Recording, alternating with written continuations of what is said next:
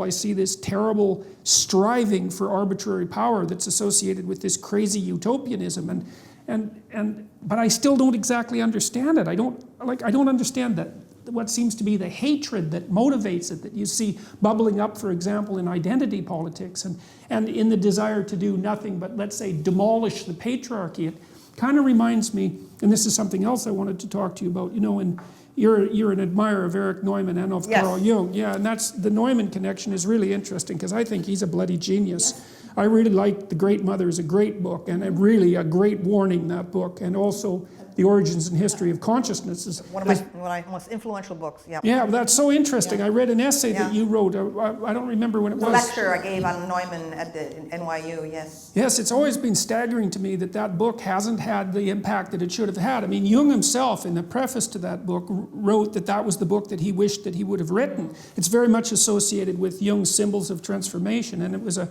major influence on my book Maps of Meaning, which was an attempt to outline the universal archetypes that are portrayed in the kind of religious structures that you put forward. But the thing that I really see happening, and you can tell me what you think about this, in Neumann's book, consciousness, which is masculine, symbolically masculine for a variety of reasons, is viewed as rising up against the countervailing force of tragedy from an underlying feminine, symbolically feminine unconsciousness, right? And it's something that can always be pulled back into that unconsciousness. That would be, the microcosm of that would be the Freudian Oedipal mother familial dynamic, where the mother is so over protective and all-encompassing that she interferes with the development of the competence, not only of her sons, but also of her daughters, of her children in general.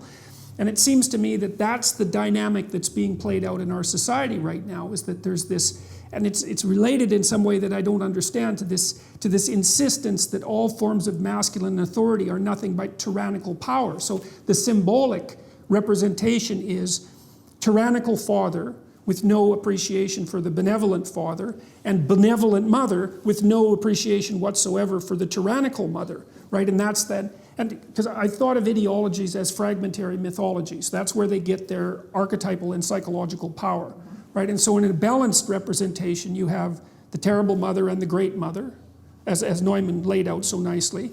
And you have the terrible father and the great father. So that's the fact that culture mangles you half to death while it's also promoting you and developing you. You have to see that as balanced. And then you have the heroic and adversarial individual. But in the postmodern world, and this seems to be something that's increasingly seeping out into the culture at large, you have nothing but the tyrannical father, nothing but the destructive force of masculine consciousness, and nothing but the benevolent great mother. And it's an appalling ideology, and it seems to me that it's sucking the vitality, which is exactly what you would expect symbolically. It's sucking the vitality out of our culture. You see that with the increasing demolition of young men, and not only young men, in terms of their academic performance, which, like, they're falling way behind in elementary school, way behind in junior high, and bailing out of the universities like mad. And so, well, the public school education has become completely permeated by this kind of anti-male propaganda. I mean, to me, public schools are just a form of imprisonment. Right now they're particularly destructive to young men who have a lot of physical energy. Okay, now I identify as transgender. Okay, myself. Okay, but I do not require the entire world to alter itself. Okay, to fit my particular self-image. I do believe in the power of hormones. I believe that men exist and women exist and are biologically different. I think there is no cure for the culture's ills right now, except if men start standing up, okay, and demanding that they be respected as men again. Okay, so I got a question about that. So one of the things, we did a research project a year ago trying to figure out if there was such a thing as political correctness from a psychometric perspective, to find out if the loose aggregation of beliefs actually clumped together statistically. And we actually found two factors, which I won't go into, but then we looked at things that predicted adherence to that politically correct creed. And there were a couple that were surprising. One was being female was a predictor. The personality attributes associated with femininity, so that would be agreeableness and higher levels of negative emotion, were also both independent predictors, but so were symptoms of personality disorder, which I thought was really important, because part of what I see happening is that like, I think that women whose relationship with men has been seriously pathologized cannot distinguish between male authority and competence and male tyrannical power. Like, they fail to differentiate because all they see is the oppressive male. And they may have had experiences that their experiences with men might have been rough enough so that differentiation never occurred, because it has to occur. And you have to have a lot of experience with men, and good men too, before that will occur.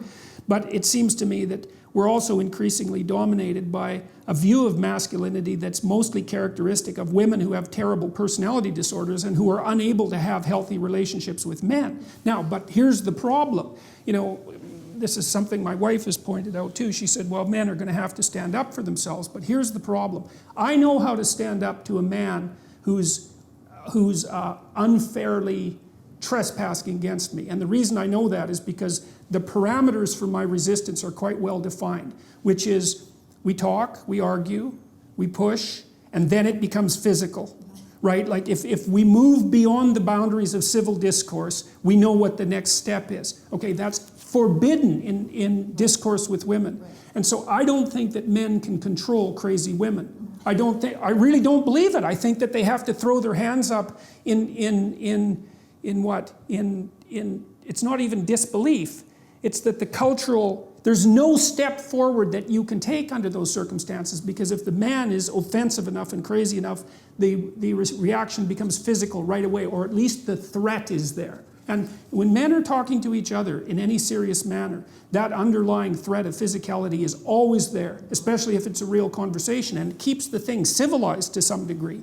You know, if you're talking to a man who wouldn't fight with you under any circumstances whatsoever, then you're talking to someone to whom you have absolutely no respect. But I can't see any way. For example, there's a woman in Toronto who's been organizing this movement, let's say, against me and some other people who are going to do a free speech event, and she managed to organize quite effectively.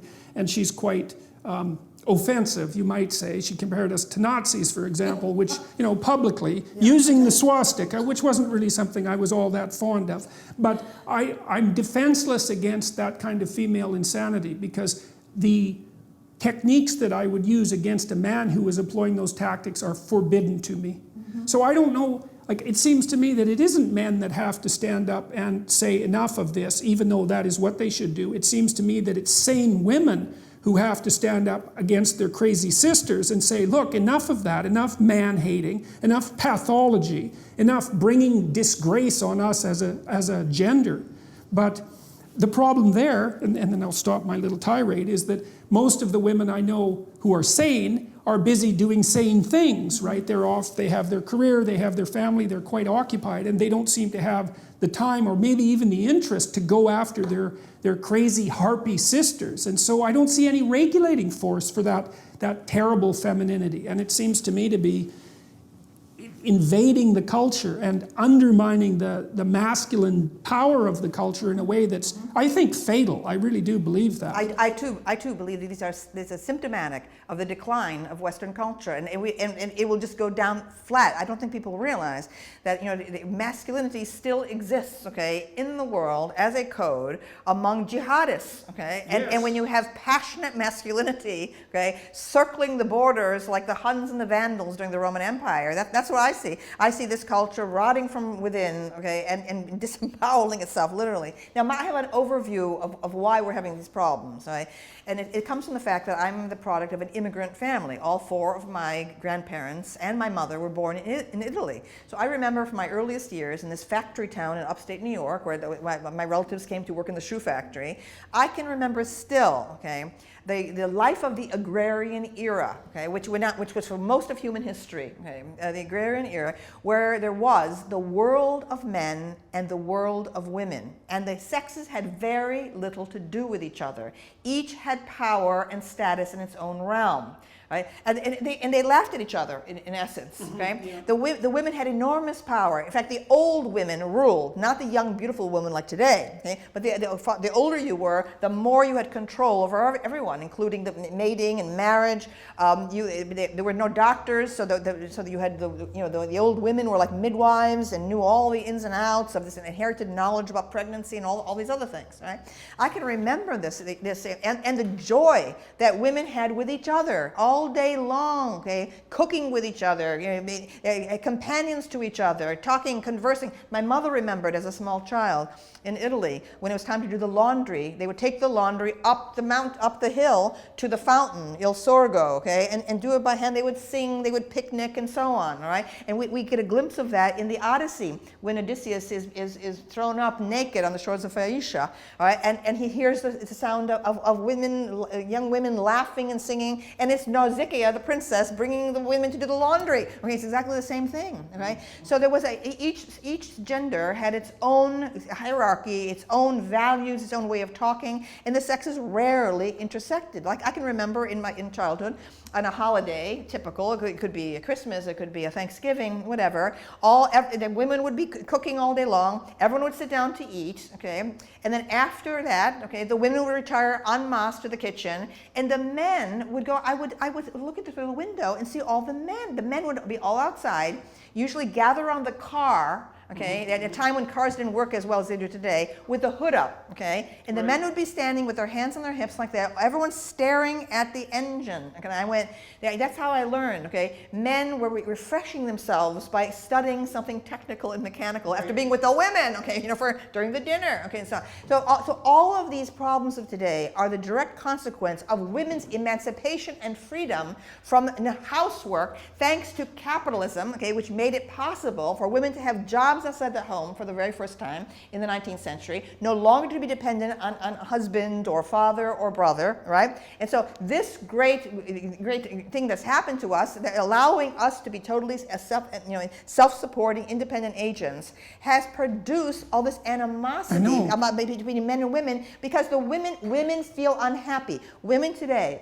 wherever I go, whether it's Italy or Brazil or England or America, okay, or Toronto, okay, the upper middle class professional women are unhappy, miserable. And they don't know why they're unhappy. They want to blame it on men, okay? The men must change. Men must become more like women. No, that is the wrong way to go, okay? It's when men are men, okay, and understand themselves as men, are secure as men, then you're going to be happier. Yeah, well, there's nothing more dangerous than a weak man. Yeah, absolutely, okay, and especially all these quislings, okay, spouting feminist rhetoric. When I hear that, okay, it makes me sick. But here's the point. Men and women have never worked side by side, ever. Maybe on the farms, okay, when you were like, maybe one person's in the potato field, the other one's over here in the doing tomatoes or whatever, okay. You had families working side by side, exhausted with each other, no time to have any clash of this. It was a collaborative effort on farms and so on.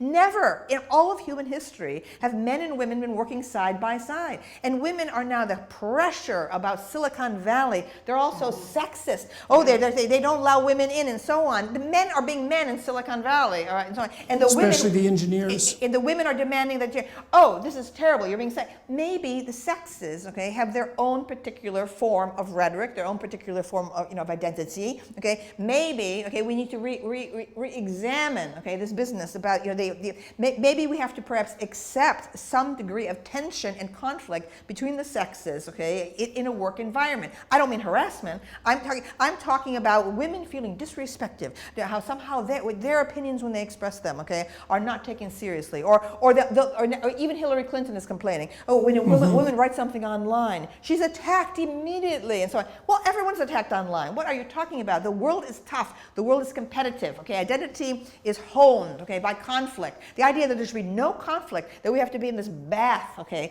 of approbation, yes, which is well, just that's the devouring infantile. mother. That's right. It's absolutely infantile. I mean, okay, so a couple of things there. Well, the first thing is that the agreeableness trait that divides men and women most. There's three things that divide women and men most particularly from the psychometric perspective. One is that women are more agreeable than men. And so that seems to be the primary maternal dimension as far as I can tell. It's associated with a desire to avoid conflict, but it's associated with interpersonal closeness, compassion, politeness. Women are reliably higher than men, especially in the Scandinavian countries and in the countries where egalitarianism has progressed the farthest. So that's where the difference is maximized, which is one of the things James Damore pointed out quite correctly in his infamous Google memo. Okay, women are higher in negative emotion, so that's anxiety and emotional pain. That difference is approximately the same size. And again, that maximizes in egalitarian societies, which is extremely interesting. And then the biggest difference is the difference in interest between people and things. And so women are more interested in people and men are more interested in things, which goes along quite nicely with your car anecdote.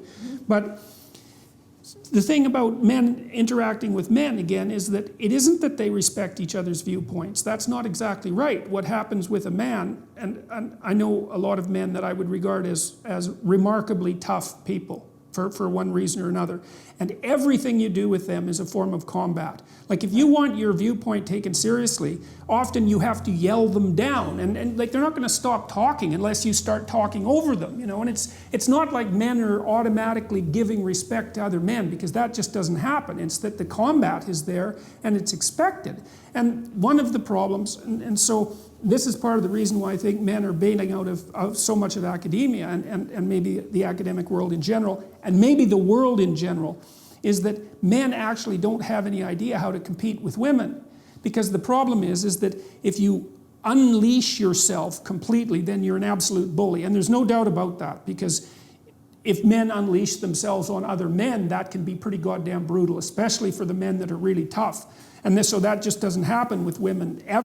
But so you can't unleash yourself completely. If you win, you're a bully. If you lose, well, you're just bloody pathetic. So how the hell are you supposed to play a game like that? Mm-hmm. You know, so I've worked with lots of women in law firms in Canada, for example, and high achieving women, like really remarkable people, I would say. And they're often nonplussed, I would say, by the attitude of the men in the law firm, because they would like to see everyone pulling together because they're all part of the same team. Whereas the men are like at each other's throats in a cooperative way, because they want the law firm to succeed, but they want to be the person who's at the top of the success hierarchy, right? So, and that doesn't jive well with the more competitive or cooperative ethos that's part and parcel of agreeableness. And so we don't really have any idea how to integrate male and female dominance hierarchies. Exactly. Mm-hmm. That's exactly right. This is why I love this show, Real Housewives, which is yes. Gloria Steinem scorns. And just last night, okay, I was watching an episode, all right, where the women were at each other, okay, at a party and all, in recounting. But I said this to you, but you said this to me, and the men got together there and said, well, this is the way they communicate, with each other, and men, we men, okay, just will have a fist fight, and 10 minutes later we're going to have a beer at the bar next to each other, and so on. And I have observed that my entire my daughter used to be really irritated about that, because she like most people was the target of feminine conspiratorial bullying at one. She's no pushover, my daughter, so it wasn't like this was a continual thing or that she didn't know what to do about it, but she had observed these girls conspiring against her and then blackening her name on Facebook, which is part and parcel of the typical female bullying routine, which is often reputation demolition, right? That there's a good literature on that. And then she'd watch what would happen if my brother or my son would have a dispute with his friends, and maybe they were drinking and there was a dispute. They'd have a fight and then the next day they were friends again. And that's another thing that's strange, is that like men have a way of bringing a conflict to a head and resolving it, right? And that it isn't obvious to me that women have that same, perhaps you might call it a luxury, but it's also the case that men don't know what to do when they get into a conflict with a woman, because what the hell are you supposed to do, Mostly what you're supposed to do is avoid it. Well, I've seen, I don't know whether this crosses into other countries, but that there's a certain kind of taunting and teasing that boys do with each other that toughens them, okay, and where they don't take things seriously. But a girl's feelings become extremely hurt if she hears something that is very tough, sarcastic against her. So I mean, I do feel that there are profound differences between the sexes in terms of emotions, in terms of communication patterns.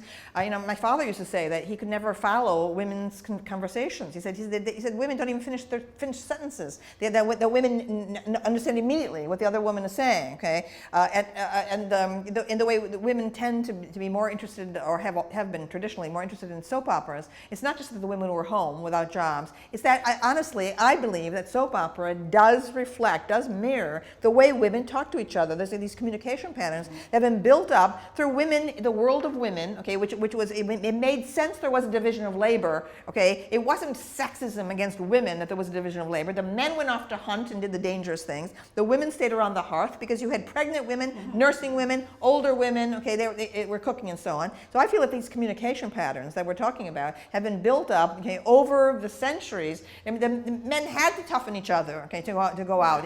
The hunting parties of Native Americans, they could be gone for 2 weeks, and when the temperature was below zero. Okay, many of them died. Okay, the idea that somehow any kind of separation of the sexes or different spheres of the sexes is inherently sexist. And inherently driven by a power dynamic. The answer to all of this, okay, everything that we're talking about, okay, is education into early history, okay? Until people understand the Stone Age, the nomadic period, the agrarian era, and how civilization built up, okay? In Mesopotamia, the great irrigation projects, or in Egypt, okay, where you had for the first centralized government authority became necessary, okay, to master these.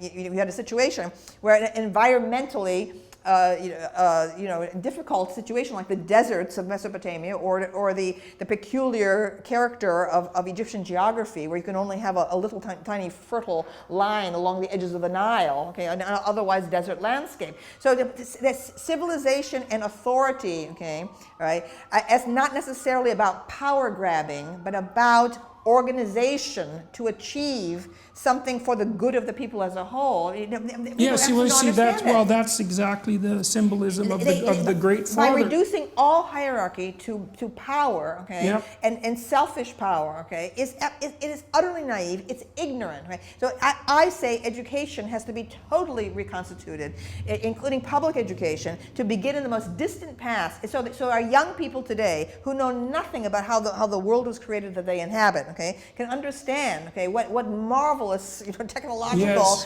paradise they live in, and it's the product of capitalism, it's the product of individual innovation, most of it's the product of a Western tradition that everyone wants to trash now, etc. If you begin in the past and show, and also talk about war, because the war is the one thing that wakes people up, okay, as we see. War is the reality principle. As we may see. Yes, okay, war is the reality principle. My father and 5 of my uncles went to World War II, and my father was part of the force that landed in Japan. Okay, he was a paratrooper.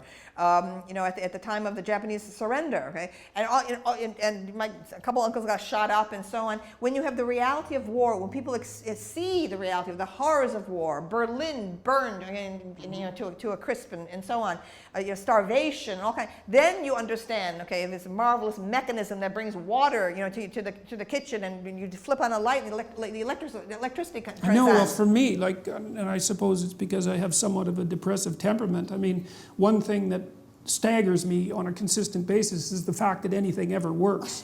I mean, because it's so unlikely, to be in a situation where our electronic communications work, where our electric grid works, and it works all the time, right? It works 100% of the time. And the reason for that is that there are mostly men out there who are breaking themselves into pieces, repairing this thing, which just falls apart all the time. Absolutely. Right? I said this in the Munk debate, okay, in Toronto several years ago.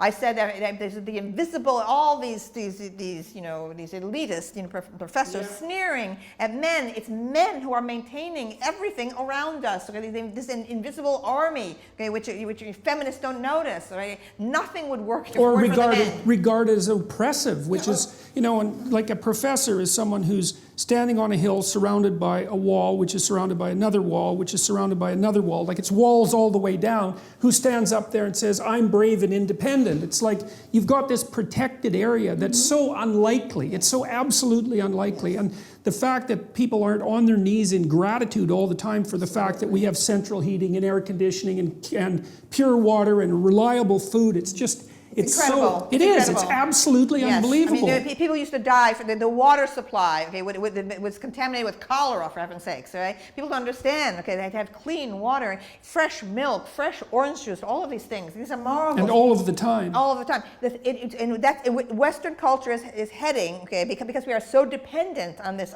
invisible infrastructure, we're heading for an absolute catastrophe when jihadists figure out how to paralyze the power grid. The entire culture will be chaotic. You'll have mobs in the street, okay, within 3 days, okay, when suddenly the food supply is interrupted and there's no way to communicate. There'll be like a robbery. I mean, that is the way Western culture is going to collapse, okay, and it won't take much. It'll just single be a few points days. Of failure. Because we are so interconnected, and now we are so dependent on communications and computers. I used to predict for years that it would be an asteroid hitting the Earth. Yeah, well, do you have another ice age? Do you know how the solar flares work? So this happens about once every century, so back about 1880, and I don't remember the exact year, there was a significant enough solar flare, so that produces an electromagnetic pulse, like a hydrogen bomb, because the sun is a hydrogen bomb, and electromagnetic pulse will emerge from the sun and wave across the earth, and it produces huge spikes in electrical current along anything that's electronic, and it'll burn them out. It lit telegraph operators on fire in the 1800s, and wow. One of those things took out the Quebec power grid in 1985 and knocked out the whole Northeast corridor. And so they figure those things are about one in a century event. But those I have my brother-in-law, who's a very smart guy, he designed the chip in the iPhone. We were talking about political issues the last time I went and saw him in San Francisco, and his notion was that all that the government should be doing right now is stress testing our infrastructure the same way they stress test the banks, because we're so full of these single points of failure that, and I think you're absolutely right, luckily we've been, what would you call, invaded by stupid terrorists instead of smart terrorists, because a smart terrorist could do an unbelievable amount of damage in a very short period of time. So, and it's just God's good graces that hasn't happened yet. And so... Yeah, and then what will happen is that it's the men, okay? The men will reconstruct civilization while the women cower in the houses and have the men go out and do all the dirty work. That's what's going to happen again. Only men will bring civilization back again. Okay? So now a couple of things. So the universities, I mean, I've proposed, although it's something that's probably beyond my power, that what should happen is that the universities, the real content of the universities should be stolen back from the universities because they're not making use of their intellectual property, and that something should be started online that would constitute a genuine university. The problem is the accreditation issue, but I don't think that's an unsolvable problem. But do you see, like all these people who have these postmodern neo-Marxist agendas are completely embedded inside the universities, right? Oh, absolutely. Right? And the point is, over the last 25 years, I have received constant mail from people dropping out of the graduate schools, right, or giving up altogether on any idea of being a college professor. Okay? So what's happened is that the most talented and independent thinking people, okay, have avoided the school. So we're now, who we have are the compliant, the servile, okay, the people who are currently in the university and hiring their successors, yes. Okay, are mal-educated themselves. Okay? I mean, one of the first letters I received in the early 90s, I'll never forget it, was from a woman who was now painting houses in Missouri, and said she had been part of the comparative literature graduate program at Berkeley, and that she finally had to drop out because she said every time she would express enthusiasm for what they were reading, the people looked at her as if she had somehow created an offense. In other words, enthusiasm for art, okay, the very things you need as a teacher in the classroom, okay, were being trained out. Okay, yeah, the thing is, of the grad students. If you respect art and literature, that means that you implicitly accept a hierarchy of quality, right? Yes. And that, of course, contradicts the fundamental tenets of the postmodern doctrine, which is that there are no hierarchies of quality.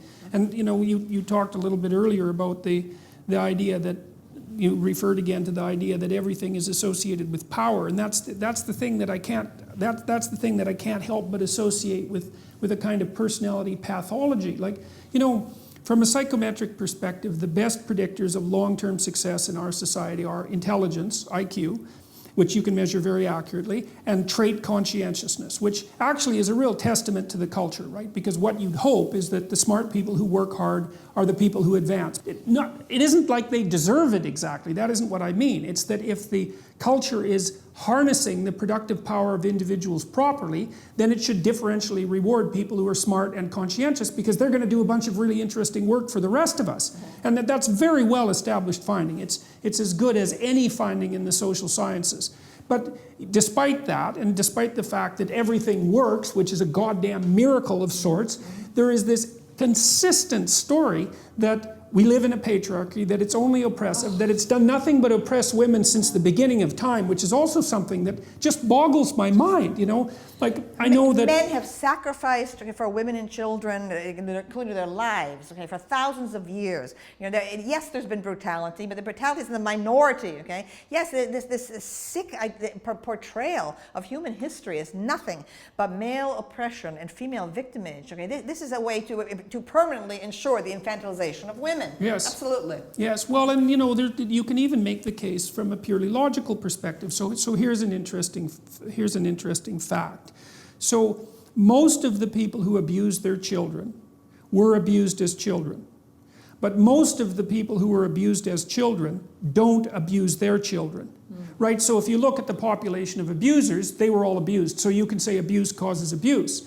But that's not a good idea, because you have a specific sample there, right? It's not a random sample. What happens is that abuse dampens out over the centuries. It doesn't propagate itself. And that's obvious, because if the hypothesis of essential male tyranny was true, it would spread exponentially through the population in like 3 generations, and there wouldn't be an exception at all. And so what happens is, even when there is a tilt towards tyranny, let's say in the family or even in the society, that regresses back to something that's far more benign very, very rapidly. And you see this, so... Well, to me, one of the biggest unexamined issues, right, is the transition from the great extended family of old, okay, into the nuclear family. Okay? So I do feel that Freud is the best analyst of the particular kind of claustrophobic cell of the modern nuclear family. It could be that human beings were never intended, okay, to be trapped in a house just with their parents. That the extended families, your aunts and grandparents and cousins, all of whom helped form your identity. Okay, so one's identity was as a member of a community, right, rather than in this like hothouse environment. So I think that a lot of current issues, including this sudden spate of transgender claims and so on, that a lot of these things are coming from this unstable in cell. It's really a prison cell of the nuclear family. 2 parents perhaps cannot give all the knowledge of life, okay, to the young, and so I think there are all kinds of sexual issues, you know, in it that are generated by it.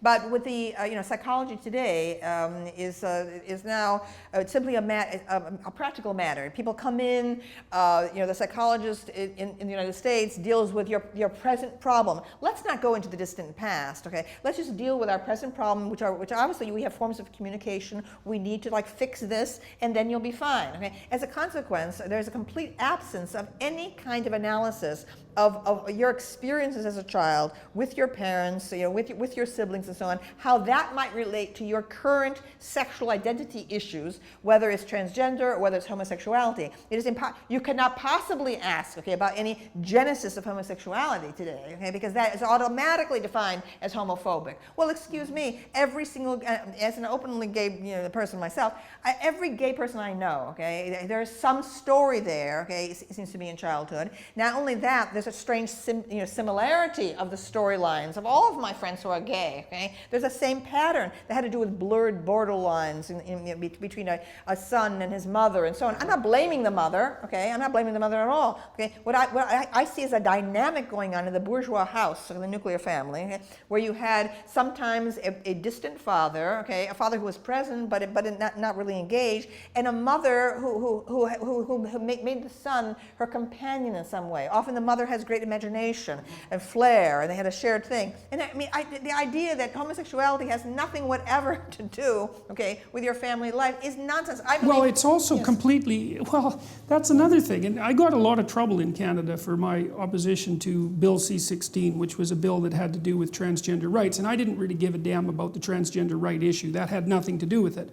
What bothered me was that there was an issue of compelled speech, because you were required by the Ontario Human Rights Commission to use the pronouns that of the person's choice, right? Otherwise, and that is absolutely Orwellian. That's right. That is absolutely intolerable. You know, I said years ago, okay, that my book, Sexual Personae, which was like a 700-page book, I said that is the biggest sex change in history, because with my transgender issues, all right, to look to the magnificent construction of English, okay, it was the English language, okay, that I seized on to gain my identity and my power as a person, right, and therefore any intrusion into English, someone trying to tell me how to use English, this great gift, okay, to me, this is absolutely obscene and evil, okay, for any government to try to dictate to us how we're going to use this magnificent instrument of English. Yes, absolutely. And that was for me the breaking point, because I believed, well, and I think that that's associated with the idea of the logos in the West, you know, because that's a deep mythological idea, that the logos is the thing that brings order out of chaos through communicative speech, and that's tightly aligned with your soul. And I don't care if you're an atheist or a believer, it doesn't matter, it's still the right language, and that no one has any right whatsoever under any circumstances to trespass against that. And so, but that's okay, because that's law in Canada now. And so, but okay, so now back to your, let's see, you were making a point about... Where's my, here. Yep. I knew we would agree on everything. Yes, okay. Because it's interesting to look at these things obviously from multiple perspectives, which is another thing ideologues don't do, right? Because for them, everything is one cause. Yes. There's one, that's how you can tell when you're dealing with someone who's ideologically possessed, is they make everything attributable to a single cause, like power. Yes. So one of the things that's happened with the nuclear family that's quite interesting too is that parents are older and they have fewer children.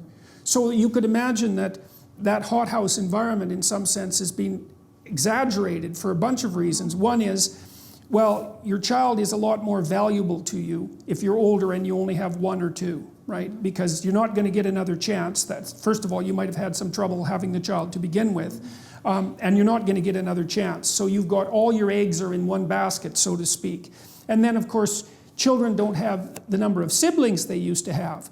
And one of the things that's really useful about having siblings is that they keep you in your place, right? They're primary socialization agents. And I mean, that can be brutal. I mean, that's reflected, say, in the story of Cain and Abel, you know, that internal household dynamic with siblings can really become murderous, and that has to be kept under control. But I think the hothouse flower person who's incapable of tolerating any jibes or any testing, any dominance hierarchy testing of the sort that you said that men do. Part of that's the consequence of being raised by older parents who have excess resources, who have no siblings, because the child is then, of course, special. And that specialness, well, there seems to be an inverse relationship between that specialness that's protected and the person's robustness and resilience, and then that's cottoned to, or not cottoned to, that's pandered to by the universities, which insist upon setting up a situation where no one is ever offended by anything any of the time, and that's something I also can't understand at all, because... But let me just say, that's a huge point you just made, okay, because it's the upper middle class of the professional class, okay, who postpones having the children, okay, because they go to law school, they go to medical school, right, and they have the children after they're settled, okay, in a job, okay, so they're the ones, okay, who have injected this hypersensitive bourgeois idea, you know, code into the universities. Now, my parents were 20 when they married and 21 when they had me. Okay, yeah, right. My father was, went to college on the GI Bill, getting out of World War II.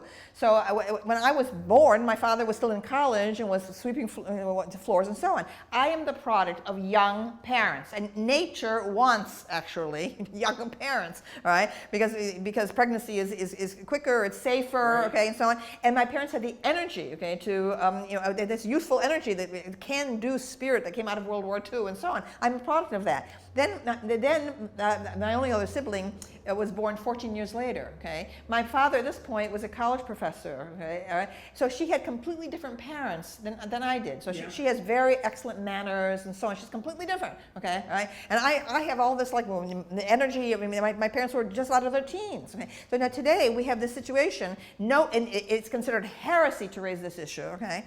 That you have young women are told, okay, there's one future for you. You are a future leader, okay? You must move forward, okay? 4 years of college, and then perhaps some professional class. All right. So it maybe the young women's bodies are signaling, okay, that they want to be mothers. Maybe there are signals coming from the body, right, of maybe now wanting this system of education that was devised for men, okay, this being funneled along, channeled along in this mechanism. All right. So young women, feel unhappy. They don't know why. They feel they have no sense of identity. If they want to marry and drop out of college, right, and have a baby, they will be treated as traitors to their class. Yeah. What? You are a future leader. What? Have a baby? Only working class women would do that. Okay. Yeah. Now, what I find working class women, okay, in general, okay, far more rounded as personalities, okay? They express themselves forcefully. They have body language that takes up space, okay? A man says something to them on the street, they're right back in their face, and so on.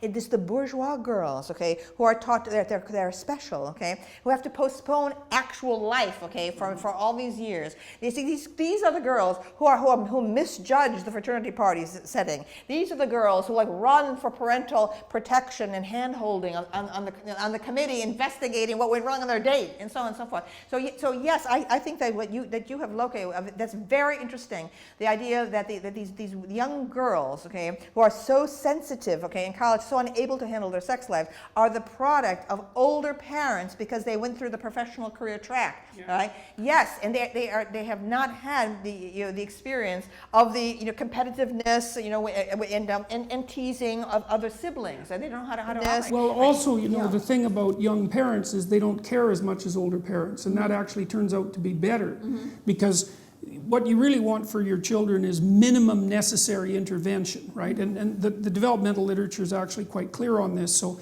if you're at home with your child, the best role that you can play is to be there, but not to be interacting with the child all the time. The child should be off doing whatever it is the children do, which generally is playing with other children, right? Without it being mediated also by screens and technology, because that's how they formulate their identity.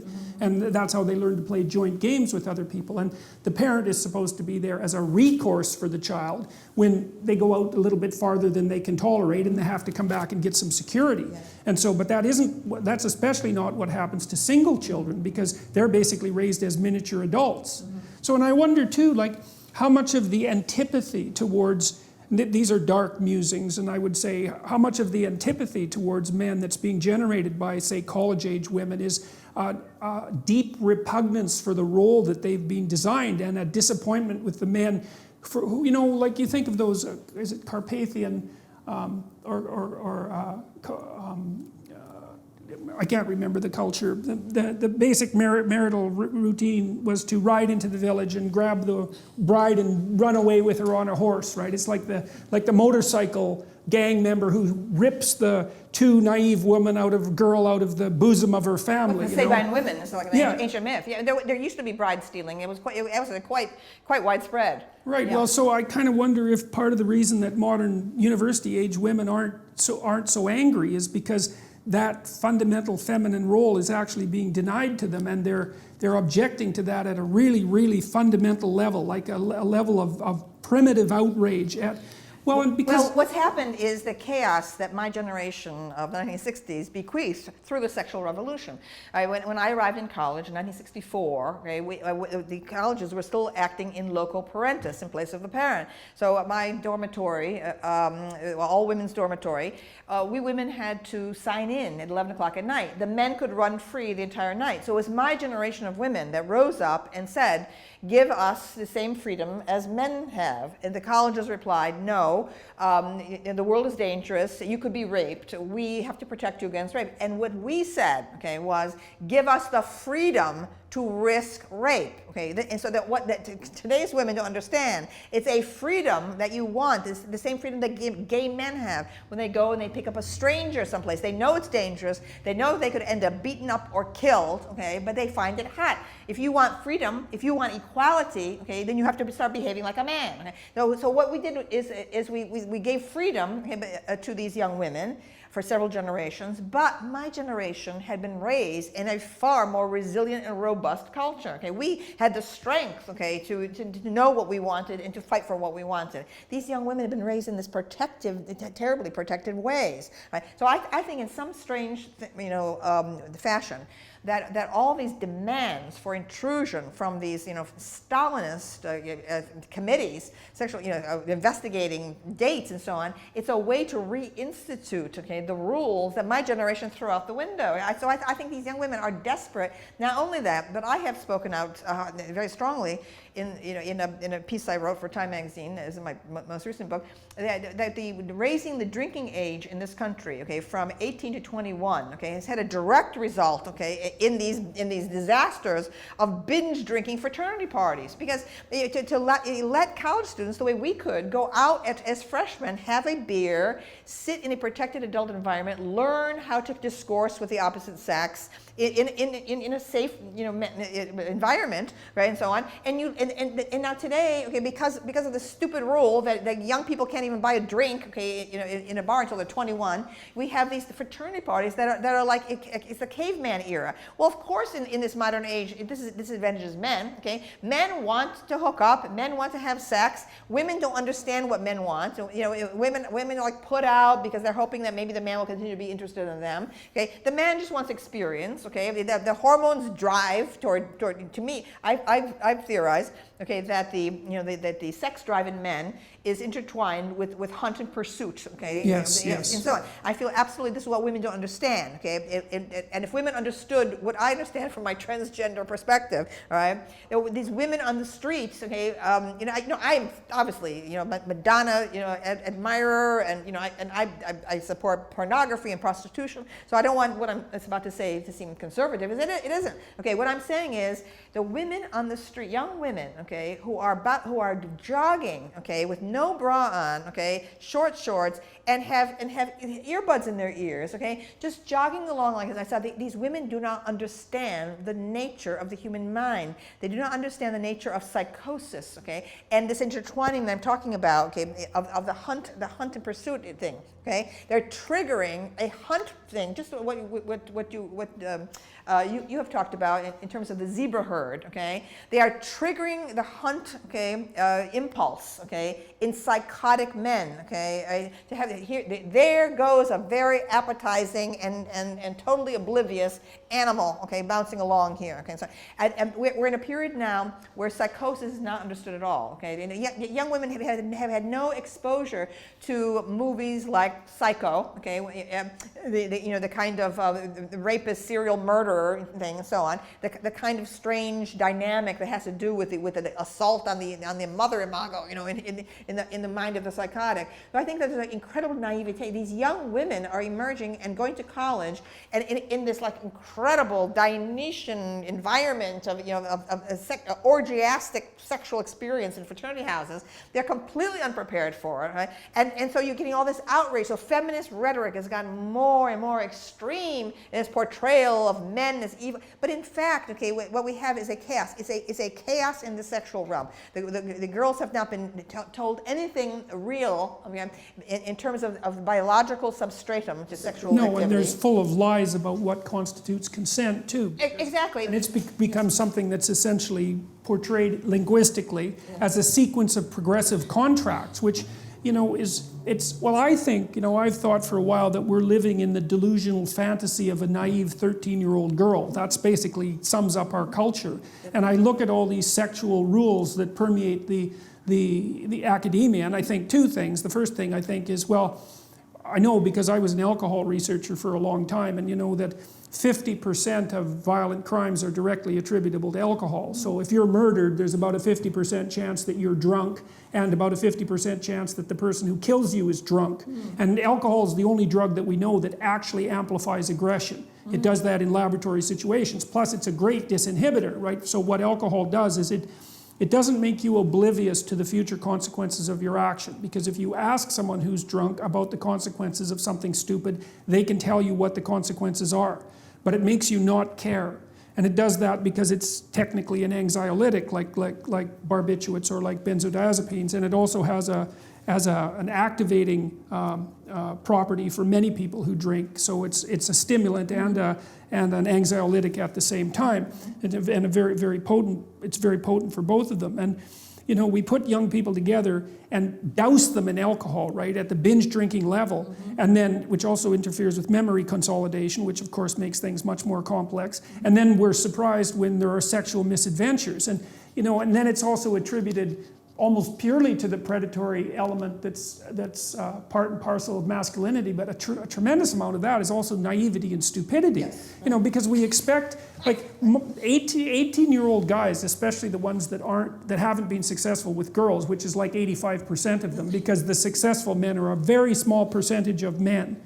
The 85% who haven't been successful with men or with women, they don't know what the hell they're doing at all, right? And part of the reason they're getting drunk is to garner up enough courage to actually make an advance. Yeah. You know, and because I think another thing that women don't understand, especially with regards to young men, is just exactly how petrifying attractive woman who's of, say, somewhat higher status actually is to a young guy. And there's lots of guys that write me constantly, and people that I've worked with, that are so terrified of women they can't even talk to them. Right. It's very, very common. Well, you know, I take a very firm position, which is that I want college administrations to stay totally out of the social lives of the students, yeah. Right? If a crime is committed, it should be reported to the police. I've been writing that for 25 years now, right? But it's not the business of any college administration to take any notice, okay, of what the students say to each other, as well as do with each other, okay? I want it to totally stop. It is fascism of the worst kind. I agree. Well, I think it's fascism of the worst kind because it's a new kind of fascism. Mm-hmm. You know, it's partly generated by legislation. So like the Title IX memo that was written in 2011, yes. I recently got a copy of that goddamn thing. That was one polluting bit of legislation. That memo basically told universities that unless they set up a parallel court system, they were going to be denied federal funding. Unbelievable. It is absolutely unbelievable. Incredible. And the leftists are supporting this. I know, okay? I know. And this shows there is no authentic campus leftism. I'm sorry, it's a fraud. Okay, I mean, the faculty should be fighting the administrations on this. Yeah, fighting that federal regulation of you know how we're supposed to behave on campus. Well, how can you be so naive and foolish to think that taking an organization like the university, which already has plenty to do, and forcing it to become a pseudo-legal system that parallels the legal system could possibly be anything but utterly catastrophic. It would mean you would have to know absolutely nothing about the legal system and about the tremendous period of evolution that produced what's actually a stellar system and an adversarial system that protects the rights of the accused and of the victim, and to replace that with an ad hoc bureaucracy that has pretty much essentially the same degree of power as the court system, with absolutely none of the training and none of the guarantees. And kangaroo courts. There are kangaroo courts. That piece that I wrote about date rape, it was in January 1991 Newsday. The most controversial thing I ever wrote in my entire career. I attacked the entire thing and demanded that colleges stand back and get out of the social lives of the students, so on. And people, the reaction, people tried to they called the president of my university, tried to get me fired. You can believe the hysteria, okay? Right? I can believe it. Well, yes, you can believe it. I can believe it. You can believe it, yeah, right? Yeah. Right? Anything that says to women, okay, that they should be responsible for their own choices is regarded as reactionary? Are they kidding me? Okay, this is such a betrayal of authentic feminism in my view. Well, it's the ultimate betrayal of authentic feminism, because it's an invitation of all the things that you might be paranoid about with regards to the patriarchy back into your life, right? It's an insistence that the most intrusive part of the tyrannical king come and take control over the most intimate details of your life. Incredible. And, Absolutely incredible. and the assumption is that that's going to make your life better rather than worse, right? That, And not to mention this idea of the stages of verbal consent, as if your impulses based in the body have anything to do with words, and so on. I mean, that's the whole point is about sex. Okay, is to abandon that part of the brain that's so and entrammelled with words. I mean, but you see these. it's actually a marker of lack of social ability to have to do that. Because if you're sophisticated, it's not like if you're dancing with someone, it's not like you call out the moves, right? If you have to do that, well, then you're more worse than a neophyte, right? You're an awkward neophyte, and anybody with any sense should get the hell away from you. And so if you're reduced to the point where you have to verbally negotiate every element of intimate interaction, then What a downer! Oh my God. well, that yes, but what an unbelievably what would you call it, naive and pathological view of the manner in which human beings interact. There's no sophistication in that. Well, what I'm worried about also in this age of